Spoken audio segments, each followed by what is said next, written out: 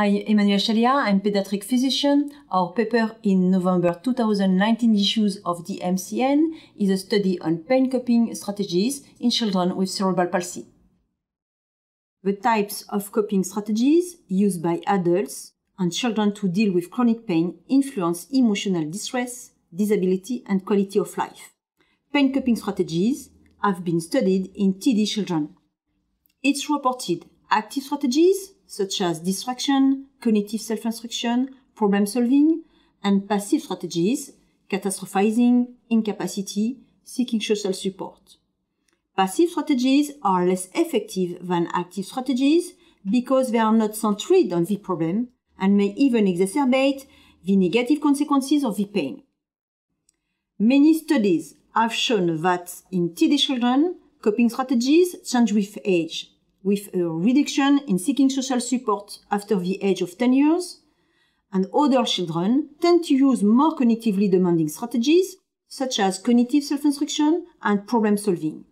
These strategies require an understanding of the pain but provide autonomy in the management of the situation. For children with CP, the probability of experiencing pain is very high, caused by the pathology but also all the treatments, and the prevalence of a chronic pain is very high. Yet, pain remains a neglected comorbidity and pain coping strategies in children with CP have never been studied.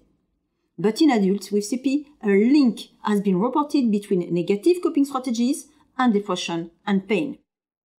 The aim of our studies is to describe coping strategies in children and adolescents with CP and evolution according to age and to compare with TP children. It was a prospective study in 2 pediatric rehabilitation hospitals in France, CMCR des Massues in Lyon and Bois-Laris in Paris. Children between 5 and 18 years were included, GMFCS level 1, 2, 3 or 4, and level 1 or 2 for communication function. For the evaluation, nurses trained in cognitive behavioral therapy and pain used for each child the pediatric pain coping inventory. The PPCE is a valid tool to evaluate pain coping strategies in children based on a semi-directed interview and has good internal validity. 40 items explore what the child thinks or does in pain and the frequency of these reactions. 40 items illustrate 4 major factors: problem solving, ask for medicine, for example, distraction, play a game, read a book, seek social support and action, mommy help me, give me a cuddle, or cognitive self-instructions, try not to think about pain. 142 children with CP were included. 57% of boys, the median age 12 years, a majority of diplegic and GMFCS level 1 or 2.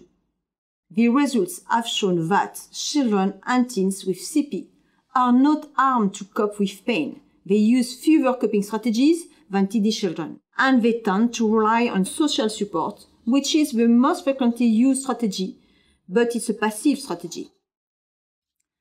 Concerning the evolution according to age, in the CP group, seeking social support decreased with age, but later than in TD children.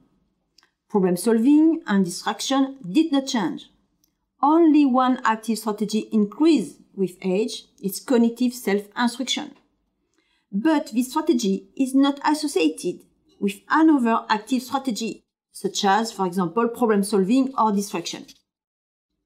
Moreover, coping strategies were influenced by medical history, especially the experience of surgery, with a higher use of cognitive self-instruction and problem solving for the children who already undergone surgeries and long post-care. First, children with CP use fewer coping strategies. They mostly use passive strategies like social support to cope with pain.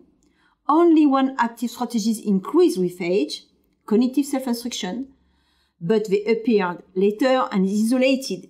It suggests that the child can be resigned. The significant relationship between previous surgery and use of problem solving and cognitive self-instruction suggests that experiences improve the use of more effective strategies. Programs of therapeutic education and cognitive behavioral therapy need to be developed to facilitate the use of appropriate active strategies. In conclusion, the study of strategies to cope with pain should be systematic when setting up a long-term therapeutic project. The goal is to identify dysfunctional coping strategies and promoting children's skills in our care by therapeutic education. Thank you for listening.